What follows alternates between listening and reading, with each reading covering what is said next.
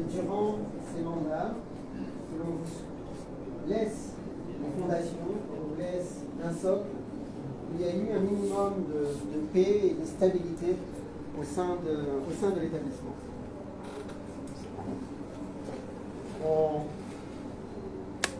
L'avenir qui est là, on parle non plus de CHN, de centre hospitalier, mais on parle bien d'un CHU. On vise à avoir une mission d'enseignement, une mission de recherche, et tous ceux qui peuvent dire ou croire que ce n'est pas possible dans notre pays, on doit les faire mentir. Et nous allons les faire mentir. Inch'Allah. Aujourd'hui déjà, on a eu de saluer, notamment au niveau de la recherche, les travaux de l'un de nos doyens, le docteur Younoussa, qui a été publié dans la revue Nature, qui a reçu le prix Anna Monrère cette année, ce qui montre un prix international, la capacité que nous pouvons avoir effectivement d'intégrer cette dimension de la recherche. Mais également des coopérations internationales à haut niveau qui se mettent en place, notamment avec la Fondation Rothschild, et dont l'un de nos aînés, le docteur Chanfy, saura vous transmettre l'ensemble de ces éléments. À vous, médecins, je vous encourage à cultiver la curiosité scientifique. Vous avez un devoir, vous ne pouvez pas cesser d'apprendre. Ce devoir impose également la rigueur et d'être consciencieux. Parce que notre tâche, notre mission, c'est de mettre un terme à ce scandale. Un scandale dont nous sommes tous complices. Celui des avions remplis de personnes qui vont se faire soigner, bien souvent à tort, à l'étranger, que ce soit au Kenya, à Dar es Salaam ou à Madagascar. Et aujourd'hui, ce challenge, ce projet, vise à apporter ici une réponse à nos besoins de santé et à valoriser l'expertise qui existe de l'ensemble du personnel de cet hôpital qui bientôt aura les moyens, le plateau technique, les locaux, les infrastructures pour effectivement nous apporter les soins que nous attendons. Je suis assuré, monsieur le directeur général, que vous saurez relever les défis. Vive l'hôpital El Marouf, vive l'Union des communs.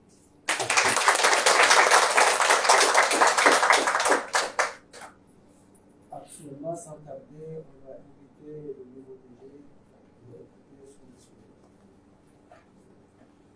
Shukran. Kiongozi mtukufu, kabla niutekeleze makalima yangu na munguruhusu nitoe fatiha hotengoli hunu ya embaba wahe mwana nyasi ikola ya rohao aukai kamdambua wakati akauvumbua ze sacrifice zafanyiwa ne familia hahe avumbwe mru mshe avumbwe wana ajawa bahanu kajashinda yatimizie mndu yakaanza mbumbu shati elewa uka akaanza mbumbu mbaya qu'il a laissé sa phrase en suspens. Donc je demanderai à l'auditoire ici de réciter une fatha en sa mémoire. Ça y est. فإن الله يغفر موت المسلمين ولا حضر الفاتحة.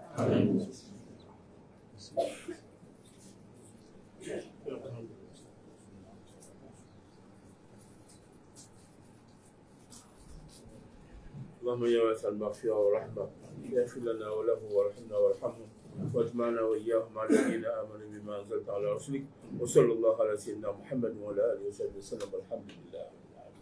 شكرا.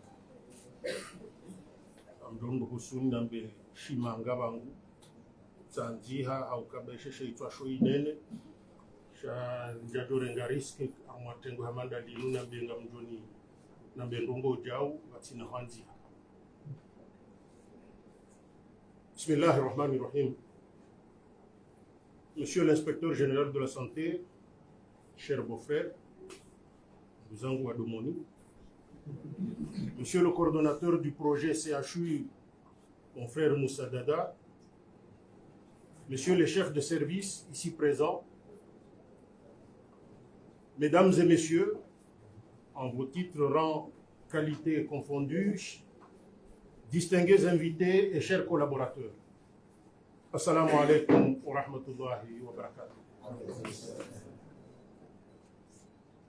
Il m'échoit cette lourde responsabilité de venir assurer le poste de directeur général de l'hôpital El Marouf, moi qui ne suis pas un technicien de santé, encore moins un médecin.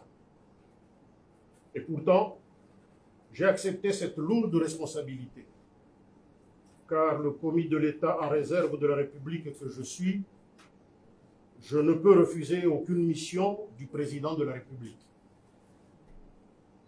Cette qualité de commis de l'État est comme celle d'un officier de réserve qui doit répondre présent lorsqu'on fait appel à lui.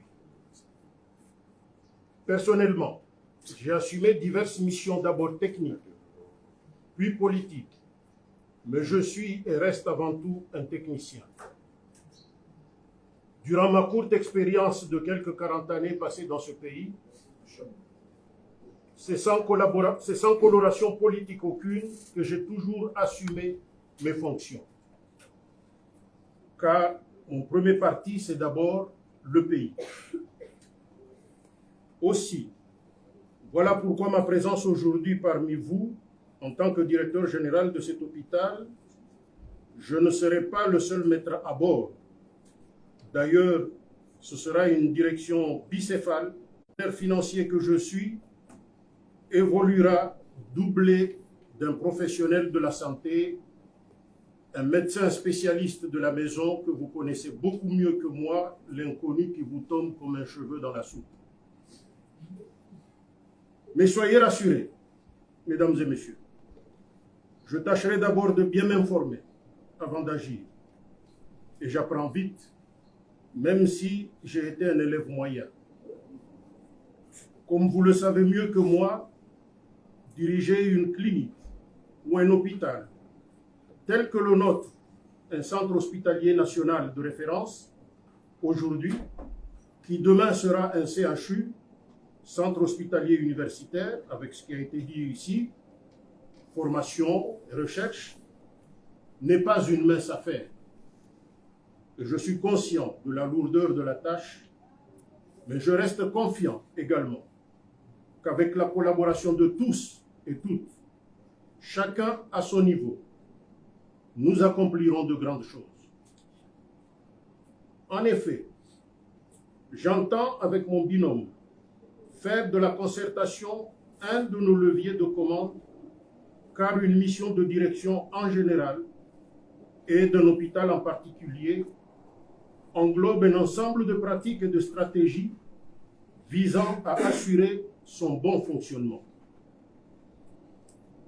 Ce domaine d'activité comprend plusieurs aspects diversifiés, que sont des aspects administratifs, médicaux, financiers et logistiques, allant des équipements médicaux, des bureaux, des véhicules roulants, sans oublier la gestion des ressources humaines. Avec comme objectif majeur, optimiser l'utilisation des ressources disponibles afin de garantir la qualité des soins. Il y a une combinaison d'un volet stratégique, opérationnel et de gestion de toutes les ressources. Par ailleurs, la gestion hospitalière est garante du bon déroulement des opérations et de l'équilibre financier. Voilà pourquoi nous devrons faire preuve d'un pilotage rigoureux des budgets en jonglant avec nos ressources propres et les financements octroyés par l'État et ou d'autres provenances, tout en assurant la logistique hospitalière. Celle-ci va de la gestion des stocks des médicaments, en passant par la coordination des flux des patients, à la planification des effectifs, éviter la pléthore des agents sans être en sous-effectif, mais avoir les effectifs adéquats pour remplir notre mission. Cela veut dire qu'il va falloir s'efforcer de respecter les cadres organiques et procéder au recrutement selon les besoins qui seront déterminés en commun accord avec les services et nous, après validation du conseil d'administration. Pour la bonne exécution de nos missions, nous devons respecter également les règles et procédures acceptées par tous, au premier rang desquels les textes qui nous régissent, ainsi que le respect par tous des horaires fixés pour l'intérêt de la population que nous servons. Avoir une responsabilité partagée afin d'éviter les crises inutiles pour assurer une bonne gestion des conflits. Toutes ces tâches évoquées ci-dessus incombent à la gestion hospitalière. Mais comment exécuter une bonne gestion qui garantisse la sécurité et la fluidité de toutes ces opérations? En effet, sans outils performants et adaptés, cela reviendrait à une mission impossible. Et la digitalisation est un parfait moyen pour y parvenir. Cette digitalisation de la gestion de notre hôpital peut être partielle ou totale. Elle peut se faire par étapes ou globalement, selon nos moyens. Quelques exemples de digitalisation: la gestion des dossiers médicaux, la planification des ressources hospitalières, le système d'information sur les médicaments avec les ordonnances et gestion des stocks, le système de gestion du laboratoire, collecte des échantillons, rapports, traçabilité des rapports d'analyse, la gestion des ressources humaines, la gestion financière, facturation, gestion des budgets et suivi des coûts, la gestion des flux de travail et des interventions, et j'en oublie certainement d'autres. Mais ce n'est qu'un aperçu. Donc, vous en conviendrez avec moi que loin d'être un phénomène de mode, cette question de la digitalisation est une nécessité visant la performance et la qualité des soins. Je ne sais pas si vous avez remarqué, mais la notion de soins revient souvent dans mon propos parce que c'est notre mission première à tous. Et pour réussir la digitalisation, nous nous devrons d'intégrer le ou les systèmes existants, avoir un outil facile d'utilisation et s'assurer de la sécurité de données. Je ne saurais terminer mon propos sans rappeler deux points majeurs. Le premier, mesdames et messieurs, vous m'en excuserez d'insister sur ce point d'emblée, l'accueil des patients. L'accueil des patients parce que je suis un patient. J'en ai fait la mauvaise expérience il y a à peine un mois dans cette maison. Et je donnerai les détails après. Il doit être le plus chaleureux possible et cordiaux. Un patient bien accueilli, je cite, c'est pas de moi. C'est un vieux professeur en médecine qui me soignait en France quand j'étais étudiant. Et cette phrase est restée ancrée. Un patient bien accueilli et bien pris en charge est à moitié soigné. Fermez les guillemets. Le deuxième point sur lequel j'aimerais mettre mon accent là-dessus, c'est l'hygiène. L'hygiène à tous les niveaux. L'hygiène de nous tous, patients, visiteurs, ainsi que des lieux locaux de travail et l'espace extérieur. Et ce, à tout point de vue, afin d'éviter ou du moins atténuer, vous me permettrez d'être un peu savant, docteur, je vois que vous me regardez beaucoup, d'atténuer la survenue des infections nosocomiales. Ne me demandez pas ce que ça veut dire.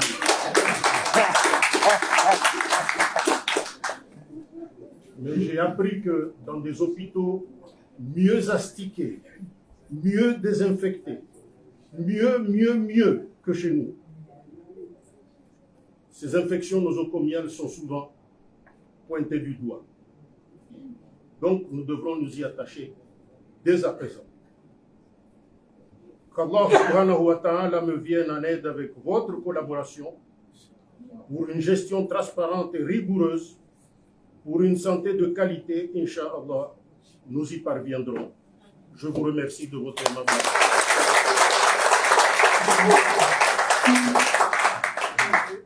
Maintenant, on va suivre la remise du plan d'action et le plan directeur.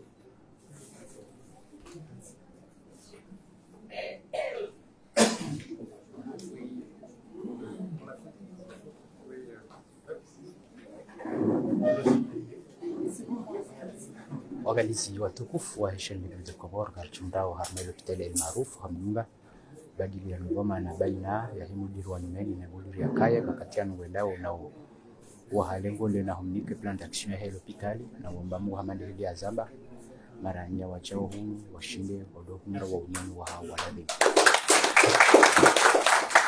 Je vais en faire mon livre de chevet pour comprendre ce qui est dedans. Merci. C'est pas mon diplôme encore. Maintenant, on va inviter le candidat pour remettre le directeur sortant au cadeau et laisser son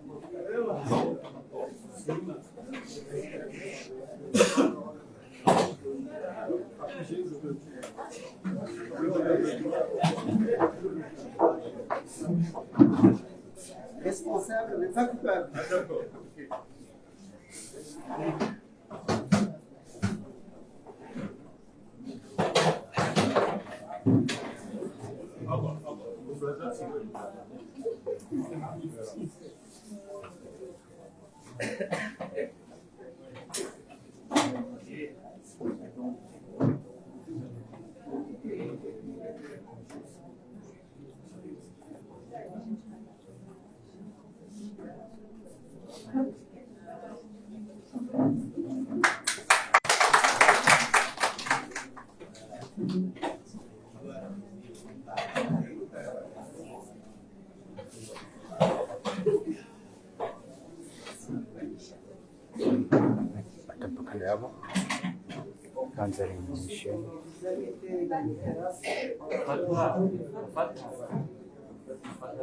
شريف إلى حضرة النبي الفاتحة.